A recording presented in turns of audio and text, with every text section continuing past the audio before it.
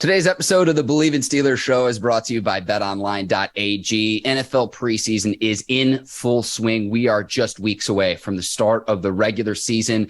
And if you want to place a bet on any of the NFL action, betonline.ag is the place to do it. Hey, 365, 24/7, regardless of what sport or whatever you can think of. Make sure y'all go to betonline.ag. Head to BetOnline today or use your mobile device to get started and make your first sports bet. Just use our promo code Bleav50. That's BLEAV 50 to receive your 50% welcome bonus on your first deposit. BetOnline, where the game starts. All right, cue the music. It's time to start the show.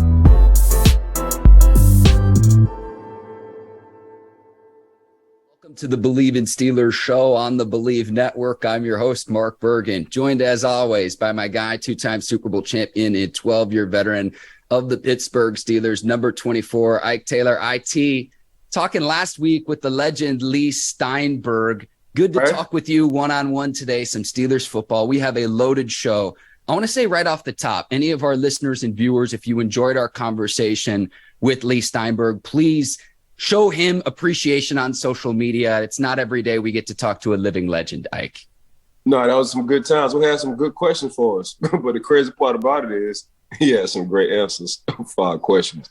But, you know, when you're talking to a living legend like Lee Steinberg, all the accomplishments he's have done and still doing, still consulting, still in the game, still understanding the game, still seeing a transition, man, what a legend, man. So hopefully – he ain't won't tell us, but we're just going to throw it out there just in case.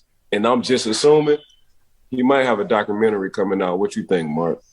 At the end of the show, he was kind of hinted towards that because, look, Tom Cruise made the sequel to Top Gun this year 36 years after the original, Ike. So it's just like, look, if you could do it that far into the future, could we see a sequel of Jerry Maguire? The real-life Jerry Maguire said it himself, Ike. We probably won't see a sequel, but a documentary, some sort of Netflix series, there should be something, considering he has represented 12 Hall of Famers, Ike. He represents a quarterback by the name of Patrick Mahomes. Again, the fact that he took time for us, if you enjoyed our conversation, I hope you learned something new from our conversation with Lee Steinberg. But if you enjoyed it, please, please, please thank him on social media. It would mean the world to us, Ike. Yeah, I agree. I concur with that. If anybody got anything good to say about Lee Steinberg, which you should, because if you don't like Lee Steinberg, you don't like it. Because nothing to know about it. So make sure y'all go ahead and give us the 5-piece. That's that meaning a 5-star. Make sure y'all something positive about the great living legend, Lee Steinberg. And of course, Mark and I, we always try to do the best, and we do. Ike, I'm glad we get to go one-on-one today because we have a loaded show. Roquan Smith is going to hold in with the Chicago Bears, play out the final year of his rookie contract. Looks like Lamar Jackson could be doing the same, but we had Steelers football this weekend, second preseason game, and I want to start right with the tweet that you sent out saying that it's going to be awfully hard to keep Kenny Pickett off the field. He played well yet again, 6 of 7 passing, but Ike, I still think the Steelers should start Trubisky, but Pickett's looked awfully impressive in 2 preseason games for the Steelers. Yeah, it's looking hard. It's looking hard not to start him. You know, then you look at what Najee Harris said about Kenny Pickett. Like, man, we just want to make sure on the offensive side that Kenny Pickett knows, regardless on who gets the starting job, that we're here for them and we're here for him. So. And when I saw Najee say that, I was like, the writing might be on the wall on how the offense might feel about a particular quarterback. Then when you see him go and he leads a 2-minute drill, not once, but twice. You know, he led one to win the game against the Seattle Seahawks. Then he messed around and led another one for the half, right before half against the Jacksonville Jaguars. Yeah, so Kenny doing this thing like he's supposed to be back there. Like he reading coverages, he making quick decisions. If if he's in trouble, he's getting out of that like he's supposed to. Like he's been doing this thing for 15 years. So when I'm watching Kenny, I'm like, oh man, like practice all the way different from the game. Like it looks like Kenny is just a gamer, you know. And when you just look at him, just gradually go through his reads, Mark. Like it's pop, pop, pop. It's 1, 2, 3. First he looks at the coverage, the line sets their protection. He looks at the coverage. When it comes down to passing, it's first, second, third read. I'm there. And that's hard as a rookie. So when I'm seeing Kenny doing this consistently, like that's why Coach T had to say, you know, we want to see what Kenny can do with the varsity. Mm-hmm. And he know what he can do with the varsity. But I was telling people, I think, and we was talking about this when Kenny got drafted by the Pittsburgh Steelers, like he's more athletic than what you think. You know, and he was able to escape a few out the Seattle game, but then he switched it up. In the Jacksonville Jaguars game, he sat in the pocket. And he threw that thing in the middle down the seam to Pat Fairmore. And when you see that, you like, oh, he can just do it all. And when we get to see that, we as in his teammates, we see that on a Monday when we watching tape and coaches are great and we see that thing on a Monday and we're like, oh, you see him sit in the pocket and take that hit and deliver that ball right on time? What you want us to do? That's how we're looking at a teammate. I know on the defensive side, when we saw that from time to time, we're like, what you want us to do, man? We got to go out and get these 3 and out and give that man the ball back. So that's exactly what Kenny Pickett is bringing to the table, man. He just bringing, man, I got this to the table. You know what I'm saying? Regardless of what the situation is for the Pittsburgh Steelers, you already know Kenny Pickett in his mind, like, man, I got it. Don't need to worry about it. Ike, you might be the perfect person to ask this question to because you were boots on the ground in Latrobe for about 2 weeks with the Steelers. Do you notice a difference between Kenny Pickett in practice and Kenny Pickett when it comes to the 2 preseason games? Yeah, to Kenny's defense, he was going with the third team. So the third offensive line was kind of, Lee, what y'all doing around here? Put me and Mark out there, man. I'm sure we can block somebody a little bit better than that. So when you was looking at the evaluation, you was like, dang, Kenny, you know, you was like, dang, Kenny. But then when you look at what's in front of him, you're like, man, let's give Kenny a shot and see what Kenny can do with the first or second team. Then he got on the second team. Then you start to see him. Then you start to see what he can do a little bit on the second team. I didn't get a chance to see him on the first team towards the end, and then I was like, oh, okay. But then you saw when he got in the game, you know, and that was like the third team group, the second team group with the Seattle Seahawks, and it was like he was just calm. And you and I talked about this on our show, like, okay, let's see what he do outside of Pittsburgh. Like for Acrisure Field was Heinz Field, but for Acrisure Field now it's like that's home for Kenny. So Kenny gonna always feel like he could do good at home. He been playing there for 4 or 5 years. So this ain't that. Let's see what he do when he's not at home. So he wind up going down to Jacksonville. Coach wind up putting him on the varsity level offensive line and the surrounding cast around him. And like, okay, now he's playing situational football. So he gets to play on varsity. He handled his business. Now you give him a little bit of adversity right before halftime, and he delivers. And he looks like he's just been doing it for a while, you know, as a rookie. People forgetting. But so we'll see when they get the game plan, and we'll see what the coach's decision may be for the start of the season, you know. But when these teams get the game plan, it's a whole nother level. It's a whole nother level, and that's why I still think it'll be hard not to start Kenny, but they still might go with Mitch because Mitch has been through. So it's easier to play Mitch, let Mitch struggle if he does, then play Kenny. Then play Kenny, let Kenny struggle, then play Mitch, then go back to Kenny. Nah, I think it's either they're going to be all the way in with Kenny and just ride him out throughout the season, or they'll start Mitch, depending on his last game. They'll start Mitch, see what Mitch can do. If not, they'll go on and put Kenny in. The first 6 games of the Steelers' schedule, they're only favored in 1. It's a brutal 6-game stretch to start the season. Opening week against the Cincinnati Bengals, the team that beat the Steelers twice last season and was the conference representative in the Super Bowl. This might not be popular among Steelers fans, but this is just my opinion, Ike. I don't care if Kenny Pickett has an 100% completion percentage in the last preseason game. It's preseason. And I kind of go back to what our friend Dave Damashek says, where it's almost like a war reenactment with the preseason because defenses are super vanilla. Defensive coordinators aren't going to roll out their exotic blitz packages and fronts and schemes and game plans to confuse quarterbacks. And so I'll say this with Pickett. If he can be the backup behind Trubisky and beat out Mason Rudolph, it's not that I think the world of Mason Rudolph, but he does have starting experience in this league. That'd be a huge win for Pickett to win the backup role. And so I think you start with Trubisky. I'm with you there. See where you're at after the first 4 games and go from there. The earliest I would probably start Pickett would be week 10 coming out of the bye week. That's November the 13th against the Saints, Ike. Just because I'm totally with you to where if Pickett struggles early on, then you got to go to Mitch versus vice versa of someone who has starting experience in this league and has playoff experience and at one point was a Pro Bowler in Mitch Trubisky. I would start with Trubisky. And one thing I saw from Trubisky in the game too is offensive line breaks down. He is able to make guys miss. The offensive line play, Ike, was something that really stuck out to me because the Jaguars were getting to the quarterback with 4 pass rushers consistently in that preseason game. Steelers didn't run the ball very well at all either. So you at least have quarterbacks out there that can make the first defender miss, something we haven't seen the last several years with Big Ben on the back end of his career. Yeah, but Kenny Pickett can do the same thing, Mark.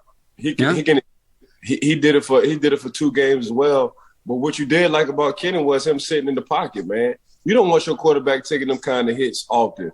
But the fact that Kenny as a rookie was able to take that hit and deliver says a lot about Kenny Pickett and how much he values his teammates that can come through for him. Now, Mark, what people didn't see and what they're not talking about was Chase Claypool sitting in the slot. That's what they didn't see. So it was George Pickens on the outside, Deontay Johnson on the outside. It was Chase Claypool sitting in the slot. So when you have a guy like that and Kenny Pickett or Mr. Trubisky, they're going to already know, man, I got 2 tight ends. I got 2 big bodies. I got 2 power forwards. I got Pat and I got Chase if I want them to work the seams. And I'm going to like Chase on these one-on-ones against the third cornerback or the first or the down safety coming down. And if I'm looking at Pat, I'm like, you know what? I'm gonna like this matchup, Pat, between any linebacker or a safety or a corner. So when I saw that, I was like, ooh. So it really doesn't matter who's behind the center. Because when you got George sitting on the outside, you got Deontay sitting on the outside, you got Chase at 6'4", 230, 225 sitting in the slot, and you got Pat. So you got, all right, I got 2 power forwards sitting right next door to me. And I got a small shifty Ferrari sitting on the outside of my left of me, and that's Deontay. And I just got a damn dog. I just got a dog in George Pickens, a car with no brakes. You know what I'm saying? He just a drag racer. Whenever I want to make some money, I'm gonna put the 1,500 horsepower engine on the track and just say, go get him. And George. So, and I forgot I got that guy named Sasquatch. He just so happened running back Najee Harris. So, man, really at my disposal, Mark, I got pretty much everything you can look for, baby. I got somebody in the wild behind me that you might see in the woods every blue moon. I got somebody drag racing. I got a Ferrari to do my shows, and I got 2 Ford F-350 dually trucks sitting right inside of me. Man, what the heck you want me to do? So as a quarterback, man, I got everything when it comes down to what I need, depending on which day and depending on the matchups at my wide receiver / running back positions, tight end positions.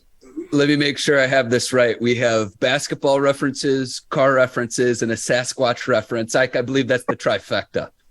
Oh, 100%. I just made that. I appreciate you, Mark. Just trying to keep tally for those listening and watching at home. Like you mentioned Pickett. One other point I wanted to make about him, too. You mentioned him staying in the pocket. How about throwing a touchdown to Deontay Johnson, it getting called back for penalty, not panicking, and still throwing a touchdown pass to Benny Snell? I'm like, oh, man, we're wiping points off the board. No sweat. Let's just go and do it again. And that's what Kenny Pickett did on that 2-minute drive to close out the first half. Yeah, I mean, Kenny's balling, bro. He doesn't look like a rookie. And time will tell when the regular season come, but really, I'm just making excuses to see, I'm making excuses because I'm hoping and wishing I'm hoping and wishing Kenny Pickett does well. But I understand how the regular season works. But when you just look at what he has around him, Mark, he got everything a quarterback will want, especially as a rookie on the offensive side. You got 3 good receivers, you got 2 good tight ends, and you really got 2 good running backs. So the only thing that's hurting is really your offensive line. But what makes up for that is guys on the outside who can get open ASAP and win one-on-one matches. So yeah, Kenny, like, man, I don't need 3. Just give me 2.5.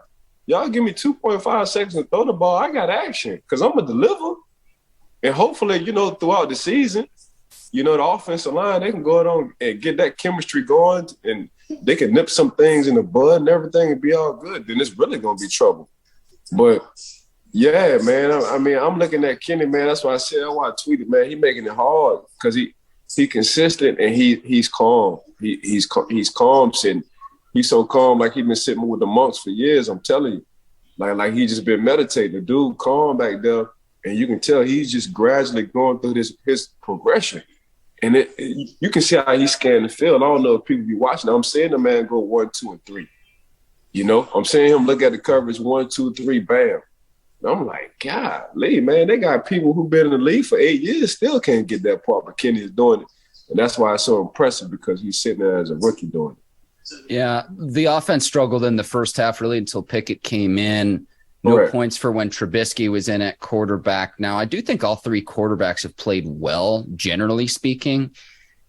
Rudolph played really well, and I know he has starting experience, and he's playing with 3rd and 4th units, but 17 to 21, 127 yards in the game winner, too. We were really excited about that a week ago with Trubisky. Here's where I'm at with Mason Rudolph. Get to the regular season. Trade deadline's not till November. Unless you're going to get back a 3rd or 4th round draft pick, keep Rudolph on your roster because God forbid there are injuries. You at least have someone who has starting experience. To me, there's no rush to run Mason Rudolph out of town because do I think he's going to be the quarterback of the future? No. Could he come in and manage a game or 2 for your team? Absolutely, yes. So for me, unless you get really good return for Mason Rudolph for a team that might need a quarterback due to its own injuries, keep him on your roster. What do you think of my take on that, Ike? No, you got to keep Mason. I mean, you got 3 good quarterbacks. You got a former Pro Bowl quarterback that has been to the playoffs, and that's Mitch Trubisky. And you just paid him some cheese because you didn't know you was getting Kenny Pickett in the first round. Now you just going on delivering. It looks like so far in the preseason, you hit big on getting Kenny Pickett. I thought he was the most right now ready quarterback coming out of college anyway. Mm-hmm. So far, he's just making me look and sound good. So, and then you got Mason Rudolph, who has a high, passer rating as well in the playoffs. So, I mean, you got 3 good quarterbacks. That's 17 for 21. Then you got one that's, 18 for 19. Then you got one that's 17 for 22. So, from a quarterback standpoint, when you grading, it's like I'm really nitpicking if I'm grading my quarterbacks right now, because all 3 of them are delivering when it comes down to, either 2-minute warnings or either closing the game out or either not turning the ball over. And hopefully the line can get better, Ike, because 24 rushing yards isn't going to cut it. But again, the quarterbacks were at least making that first defender miss, which once that was happening, let's be honest, like last 3 or 4 seasons, it's just like you've got to have a guy who can move, who can wiggle a little bit. I'm not asking him to be Lamar Jackson, but that is what excites me about the potential of what this offense could be later on in the season too. So I'm with you, Ike. I want to move to the defensive side of the ball though. And Devin Bush in the week 1 took his lumps. And it was the one play where it was on my Twitter feed all week long of him not filling a gap responsibly and the Seahawks running back running right by him. He finally made a play, and I don't think he's going to get his credit, but is towards the end of the first half, 4th down conversion, Jags decide to go for it. And Trevor Lawrence has to check down as a result of Devin Bush's pass rush, his pressure they put on the quarterback. He has to check down. The Steelers get the tackle. Jags are short of the sticks. And the Jags were so mad that they put their first-team offense back on the field to start the second half, Mike. And look, I know Devin Bush hasn't played great, but if we're going to absolutely rip him like we were a week ago for one play in a preseason game, we got to show him credit as well. And if he can return to his form from when he was playing in 2019 as a rookie, making plays all over the field, if he can get back to that form versus the guy who's trying to work his way back from a knee injury, I'm just saying I want to see a consistency there. And from a fan standpoint, and sometimes from a media standpoint, again, I know he hasn't played great, and I know his grades haven't been great, but that was one play where it's like, if we're going to focus on one play from week 1 of the preseason, well, what about week 2 when he actually made a good play and got the Steelers off the field on a 4th down? I'm fired up about this, Ike. Yeah, I think they're nitpicking. You know, I think they still wishing for the rookie Devin Bush, and right now it's just not going to be the rookie Devin Bush. But if you're nitpicking off of one play, I mean, you can go down the line from everybody on whoever steps on the field, who's going to have a bad play. So basically, I look at how people are talking about Devin Bush. Obviously, you watching me because you don't want me to be good. Because everybody, one play. I can go down the line and just say one play about every starter that I watched the game for the Pittsburgh Steelers. Yeah. But heck, how can you coach if guys don't mess up? I mean, I coach my 10-year-olds, and I tell my 10-year-olds all the time, like, I'm not asking y'all to mess up, but y'all gonna mess up because I'm here to coach y'all the right way. So now you give me something to coach about. If none of y'all would ever mess up, nobody needs coaches. You know, and honestly, that's not humanly possible not to ever mess up. You know, so yeah, they just nitpicking. They wait for him to mess up. They're waiting for him to slip. But Devin gonna be straight. Like he's people forget, man. He's still coming off this injury. And I talked to Devin. Like I've talked to him a lot during training camp on the field, and we had some good talks. You know, Devin last year damn near was playing on one leg, Mark. You know, mentally he was playing on one leg because he didn't want to mess that leg up again. This year, he's getting back to his old self. And I think he's got a good supporting cast. You know, I think, you know, with Miles sitting over there with him, we already know what TJ doing. When Highsmith come back, I think Highsmith going to be the sleeper for me. But, again, it's hard when you got Spillane sitting there too now. It's hard. Like, coach got 3 dogs sitting in the middle, Miles, Jack, Devin Bush, and Spillane. And we saw what Spillane did with King Henry right down the pipeline in Pittsburgh on that goal line stance. So, man, there's a lot of things that can be. But this a whole new group too, as well. When you want to look at what Devin Bush been through, you know, he started off with Vince. Like he started off with a few inside linebackers, so he really can't get comfortable with his partner. When you got an inside linebacker, man. It's not a James Ferrier, Larry Foote. Them boys have been playing for like 8 years.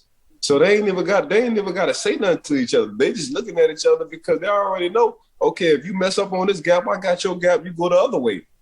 Like it was just, but that's the experience with each other. D. Bush and Miles Jackson, they don't have that experience right now. And, you know, to Devin's defense, he really haven't had nobody where he can sit for 4 or 5 years and be like, this my dog in the middle. We know what each other gonna do.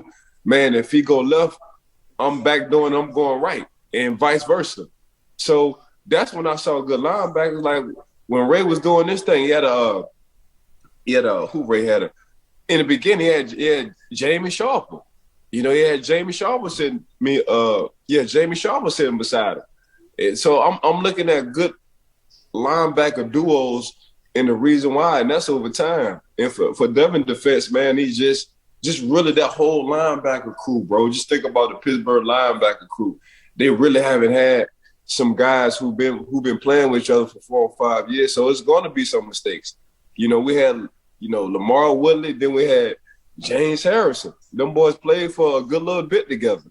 You know, we wound up having James Ferrier, then Larry Foote. Then when Larry left, it was Pot Dog. Then it was Lawrence Timmons. So then it was just the camaraderie was just good, man. You know, and that's why I feel like then in the secondary we had me, Troy, RC, and it was Will Gay, then a little bit of Will Gay, then it was Brian McFadden. But me and Troy played with each other for 12 years. Which is, what you want us to, all you gotta do is look at me. He ain't even gotta say a word. So what I'm saying for Devin Bush is, man, if he can get Miles for the next 4 or 5 years, he'll be straight. But at the same time, you know, Devin got to get back to what people want him to be, and that's the rookie Devin Bush. And right now, he's just not looking like that explosive Devin Bush. Even when he's messing up, he's explosive with it. And I think that's what people want to see from Devin.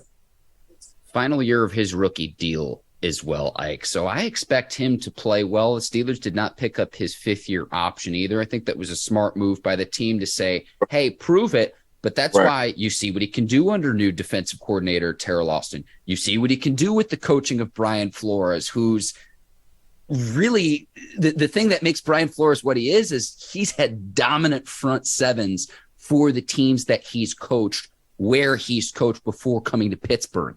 So, again, if we're going to absolutely rip Devin Bush in week 1 of a preseason game for one play, I just saw him make a play on a 4th down when your team needs to get off the field. And I want to provide credit where credit is due. I am optimistic about the season he'll have this upcoming year for him returning to form. Defense was bend but don't break, Ike, because the Jaguars moved the ball, but they couldn't really punch it into the end zone as well. I don't know. We'll see. I'm fine with a lot of players sitting out the final preseason game. Najee doesn't need to play. This is just my opinion. TJ Watt, Cam Hayward, Minka, Deontay Johnson, Chase Claypool, Freiermuth. Like, I know what all of those guys can do. So for me, the key, and I cannot harp on this enough, is let's just get to week 1 healthy. Let's get to week 1 of the season at almost full health. And it's like, yeah, I want to see the Steelers win in a preseason game. But again, ultimately, it doesn't necessarily have any bearing on how your team performs come regular season.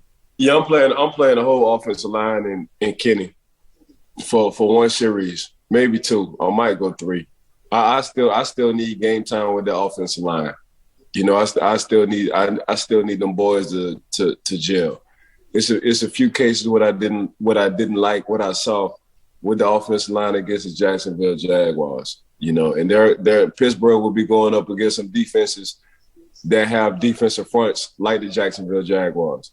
Mm-hmm. You know, and if you just listen from the Jacksonville side, when it comes down to defense and what everybody's saying in Duval County is, you know, they want to get back to the old Jacksonville like 2000, 2004, 2005. And that's when we was playing them boys, when them boys had that 4-3 where, you know, Robert Mathis sitting at that corner and they had them big boys sitting in the middle. And you couldn't do nothing. Big Henderson and them boys sitting in the middle, man, you couldn't do nothing sitting in that middle. So that's what they're trying to get back to. And this would be good. But for me, from a Pittsburgh Steelers point of view, no, I'm gonna leave a lot of my stars out. But as a group, I'm gonna keep the offensive line in there because I still do think they need some game work, you know. So that's the only thing I really do. But everything else will take care of itself. Psychic Ike Taylor has been out on the pod per usual, and I liked what I saw from Jaylen Warren as well. Ike, if he's reliable in pass protection, I think he's got good hands out of the backfield from what I can see. 5'7", 5'8", and some change, and I think that he could potentially be the backup to Najee, and then you keep McFarland and Snell on the roster as well for their contributions on special teams as well. And we know what they can kind of do as backups, but I liked what I saw from Jaylen Warren, Ike. I think that was a good eye. You predicted even before the first preseason game, but really for me, it was the pass catching ability out of the backfield is what stuck out to me for the undrafted rookie. Man, I just saw what Jay did in the linebackers versus running backs blitz pickup. And when I saw that, I said, I see enough. Because I seen him run the ball and fall forward every time. Like, that's all he do. He come out the backfield, he catches out the backfield. Every time you try to pop, he fall forward. He gets skinny enough in the hole to where you really can't get a good hit on him. I said, man, I just want to see the dude catch some pass protection. And when I saw him go when Coach T was like, go again, go again, go again, go again, and see where he was at with it, I said, Coach T like this dude. Because I'm thinking the same thing. He wants to see if he can break. And Jay ain't break not one time.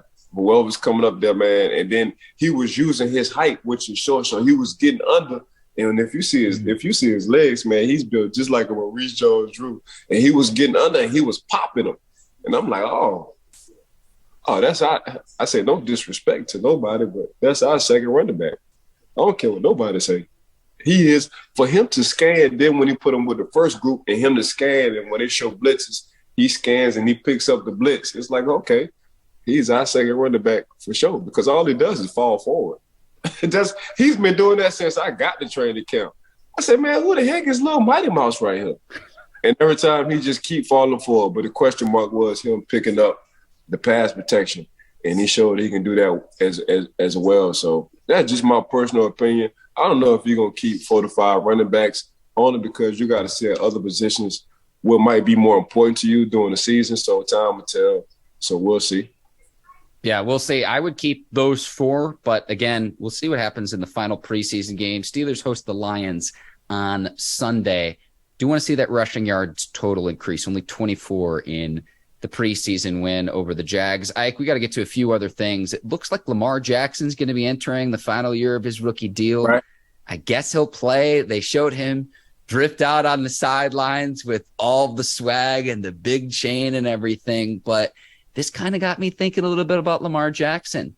If he plays out this final year with the Ravens, and remember, Jackson represents himself, could we see him in another uniform in the 2023 season? I saw some chatter about this online, because I try to see the forest between the trees. Tom Brady, Tampa Bay Buccaneers, he's 45 years old. He rides off into the sunset. Yep. Tampa Bay could possibly be a possibility for Lamar Jackson. Like, I cannot believe we're at this point, almost on the eve of the season, and the Ravens haven't locked up Lamar long-term, because whether you think he's worth it or not, after this season, he's going to get on average $50 million per year with that quarterback contract. Unless he has a significant injury, which no one wants to see, that's what the cost is going to be, just because we see the salary cap increase year to year to year to year to year. Yeah, it's sad that we're talking about Lamar Jackson, a former league MVP, not having a contract by now. It's just so sad to say that.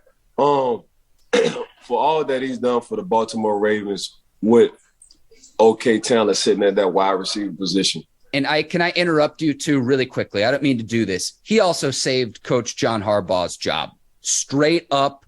Like, let's be honest here, Ike. In that season when they brought him in as a rookie to replace Flacco, he saved Harbaugh's job. Please continue. I needed to point that out, though. I agree with you 100%, Mark. So for the organization to be stuck in their ways and say they don't pay quarterbacks, this a whole new generation.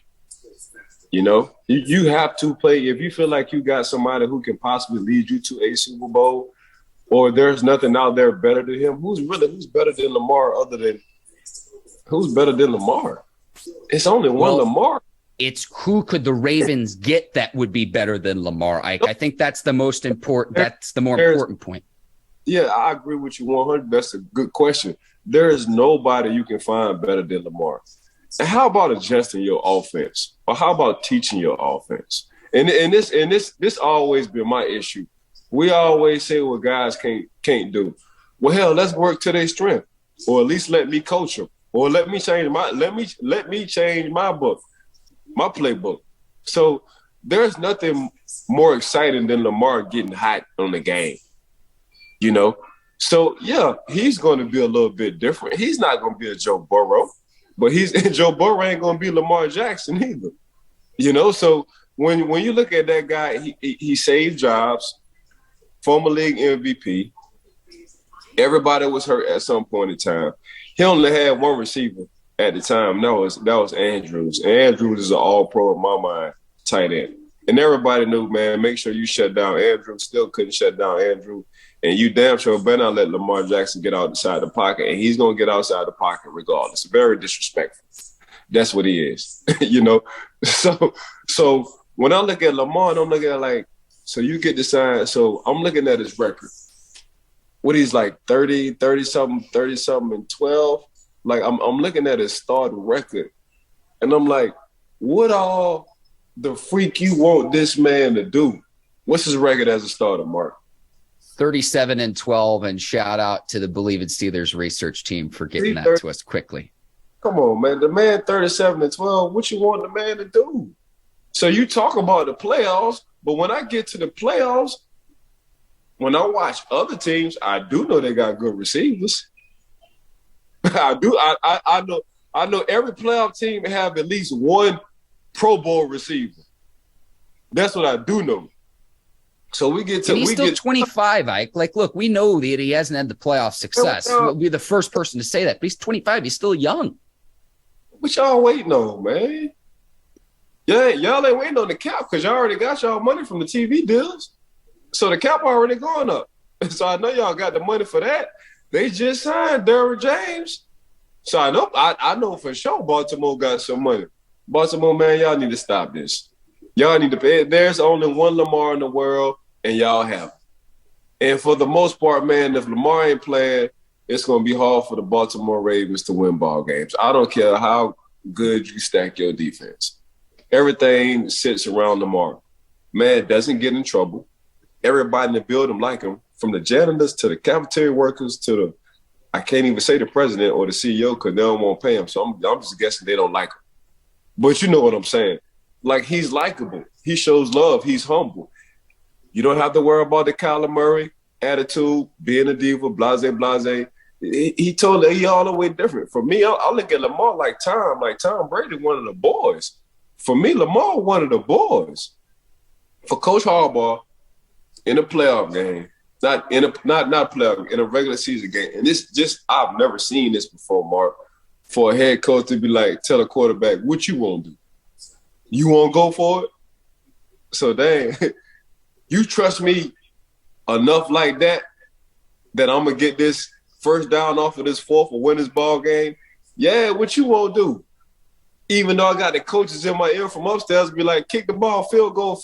You're like, nah, y'all be quiet. Let me click this thing off right quick, put this thing up. Lamar, what you want to do? Let's go for it, coach. All right, let's go for it. And we can't pay the man? 37-12, I still can't get paid. I'm 25 and I still can't get paid. 37-12, I still can't get paid. Come on, man. What we doing? Dak got paid. Kyler got paid. Deshaun got paid. Hell, Tannehill got paid. Goddamn, Kirk Cousins got paid 3 times. And y'all still can't pay me? Yeah. Man, it's crazy. And Ike, I'm a proponent of, I know he gets hit because he runs more than any other quarterback, but front load the deal if you're worried about the longevity to where he can make more money up front. And then from a long-term standpoint, if you're concerned about his durability, because what makes him dynamic is his ability to run the ball, make sure that the contract is front loaded with him. But he's due to make $23 million this year. If they wait another year, if he plays that out, he's going to be worth it. Fit before we were talking in like 40, 45 range, because I look at, okay, Josh Allen, same quarterback class in the 2018 draft class. He's going to make an average of $43 million per year through the 2028 season. So that's kind of the benchmark I'm looking at. But with the contracts going up, Lamar's is going to be worth even more, because we just saw Kyler, who got 46. I mean, he gonna get between 47 and 50. That's what Lamar gonna get. Just my personal opinion. If it's not the Ravens, someone, Ike. And so that's why I'm like, if he's mad, where could he potentially wind up beyond this season? It's just like the Buccaneers. I'm telling you, Tom Brady rides off into the sunset. You need someone to replace the GOAT. Yeah, I'm putting it out there now, Ike. August 22nd, 2022. Yeah. Yeah, you said it first. I can see him going to Tampa all day in America. But, man, we got to stop with this running stuff, because during the playoffs, I saw what Josh Allen did. He ran the ball. Yeah, you're right, Ike. You're right. So we can stop saying, I saw Josh Allen change Patrick Mahomes' mind, because Patrick Mahomes ain't never run like that in the playoffs.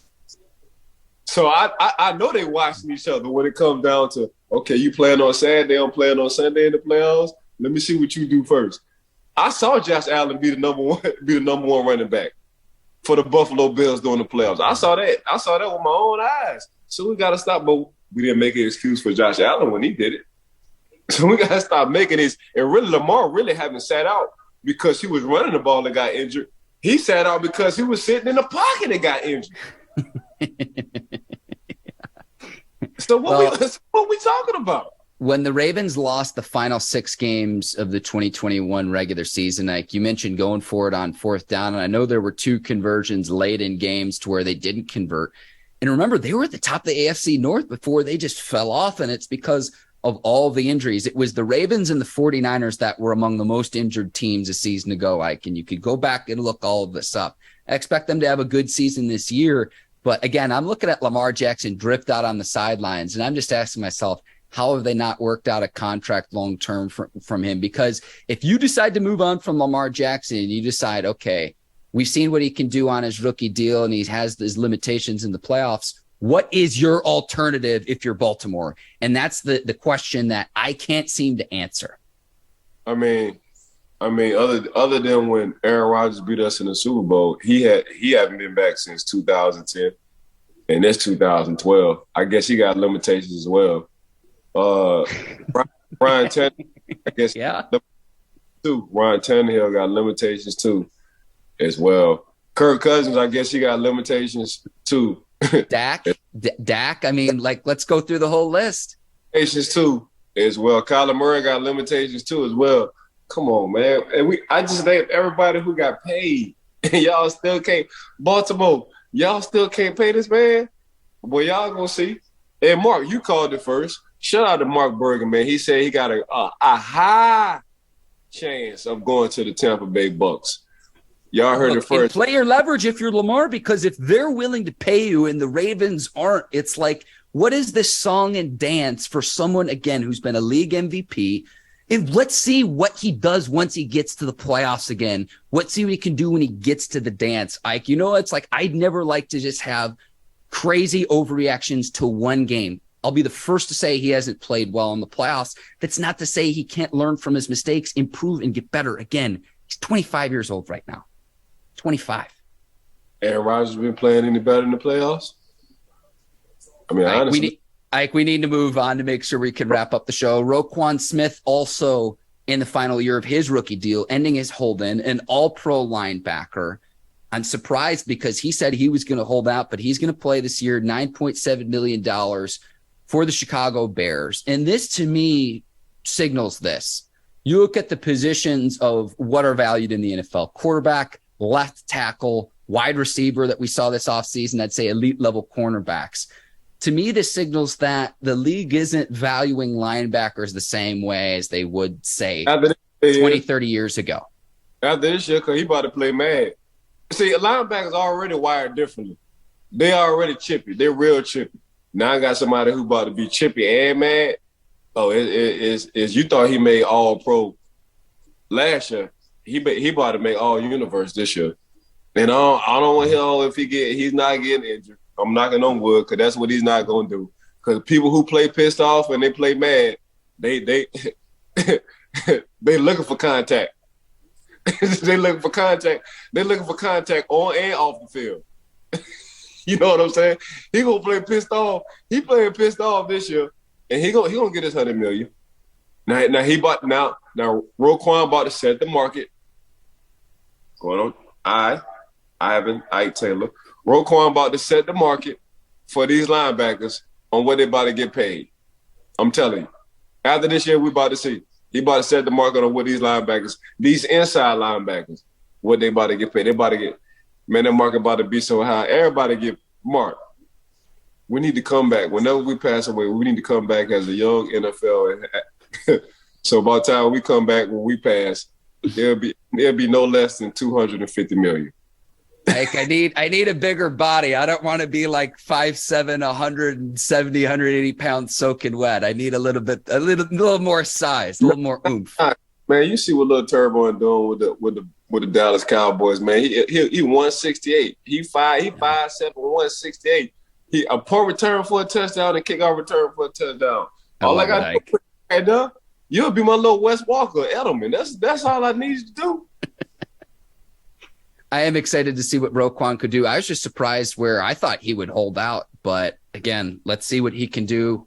Hope he has a great season, that he remains healthy, Ike. But again, I just look at it from the standpoint of when it was more of a run-heavy league and you needed run stoppers. I think 20, 25 years ago, linebacker was valued just a little bit higher. But when Roquan Smith gets paid, Ike, we'll replay this clip. We always do. This is what we do. We try to tell you what's going to happen before it does, Ike. And this is why you're the absolute best. We be trying to tell him, bro. IT, anything else you want to get to before we sign off here? No, I want to give a huge shout out to betonline.ag. Got to give another shout out to Bleav Network. Got to give a grand shout out to my dog, Mark Bergin. Without you, this show ain't the show. Miss Courtney and her crew sitting over there at Brinks TV. None but love for y'all because y'all always be showing love. With this Bleav Network, I always look at it, man. Teamwork make the dream work. And we really do got a solid team from the sponsors to everybody working behind the scenes. So I just want to thank y'all. Mark and I just want to thank y'all for making us and having this show the way it is for sure. But make sure y'all check us out, man. Every time on the Bleav Network, make sure y'all rate us a 5-piece. That's 5 stars. Positive comments, please. And make sure y'all go to our last podcast with the great living legend, Lee Steinberg, man. He has some great insight on what's going on in the NFL world. So for that, I'm going to pass the mic back to Mark because he does it a little bit better than me when it comes down to closing. We both know that that's not true, Ike. Well, Mark, man, I appreciate you, man. Take off and close this thing out, bro. Yes, sir. Give us 5 stars. Tap that subscribe button. I also want to give a shout out to listener Dino as well. Thank you for the kind words. Sent me a long email thanking us and asking about the show. So shout out to the listener Dino as well. For Ike Taylor, I'm Mark Bergin. Thank you for listening and watching the Bleav in Steelers show. Next week, we've got a special guest, so you'll want to tune in for that. We'll have more recap from the Steelers preseason action as we get closer to the regular season. Until then, take care, and so long, everybody. Peace.